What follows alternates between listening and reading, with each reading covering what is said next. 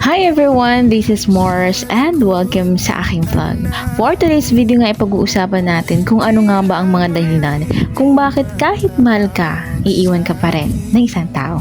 Masakit man tanggapin pero hindi sapat ang pagmamahalang. Kasi may mga taong mahal ka pa rin pero napapagod na. At may mga relasyong hindi nasisira dahil nawala ang love, kundi dahil may mga bagay na hindi na naaayos. Pakiramdam niya, siya na lang ang nag-e-effort.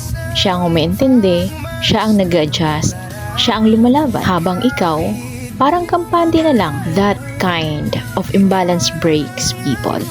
Hindi mo siya napapahalagahan, walang appreciation. Parang normal na lang lahat ng ginagawa niya. Hanggang sa dumating ang araw na mapagod siya. People live when they feel invisible.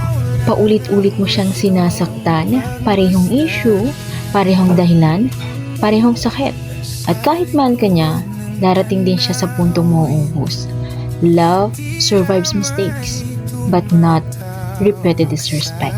Hindi nyo inaayos ang problema, puro iwas, puro tahimik.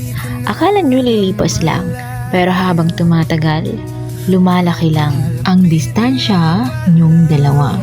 Silence creates separations. Real talk. Hindi lahat ng umaalis, wala ng pagmamahal. Minsan, umaalis sila kasi ubos na. Ubos na ang pasensya. Ubos na ang pag-asa. Ubos na ang lakas. At yun ang dahilan kung bakit may mga taong kahit mahal ka pa, pinipili na rin umalis.